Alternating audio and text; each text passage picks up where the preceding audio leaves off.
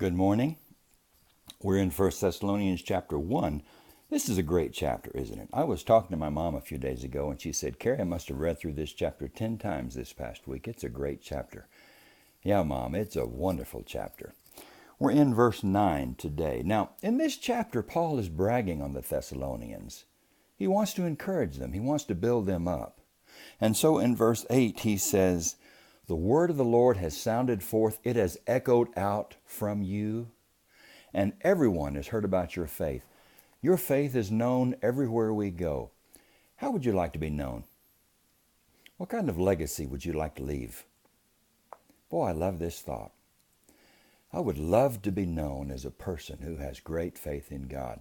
I walk up to a person, I say, hello, I'm Carrie Holton. And that person says, you know, your reputation precedes you. I know you already.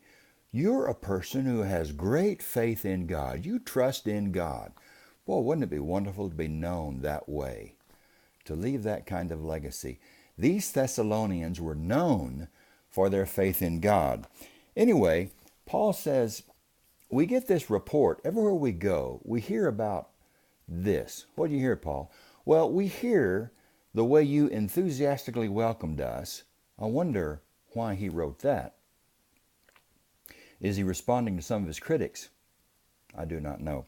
But I want to focus on this part of the verse. He says, what we hear about you and what your reputation is that you turn to God from idols. Wow. I love that passage.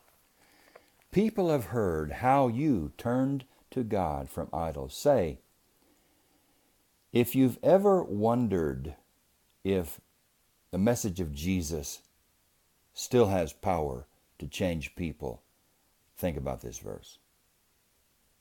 What more can you say about the gospel of Christ than the fact that it is able to change a person from an idol worshiper into a God worshiper? Hey, the message of Jesus has power to change lives. Paul says, what we've heard is that the gospel message caused you to turn to God from idols. And then in the next part of the verse, we have this infinitive of purpose. We have two purpose clauses. Hey, we not only get to read through 1 Thessalonians together, but we get a refresher in English grammar. What's not to like? Okay, these are purpose clauses. They are infinitives of purpose.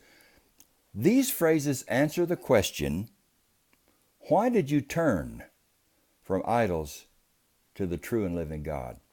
Well, Paul says you turned to God in order to serve Him, the true and living God, and in order to wait for the return of His Son from heaven, who will spare you from the wrath to come.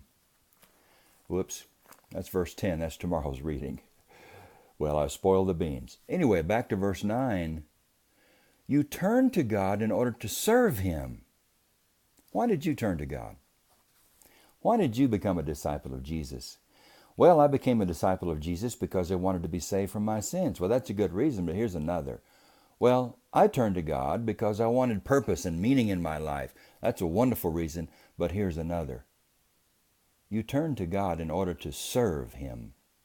Yes, the agenda of my life is now to serve God. I am God's slave.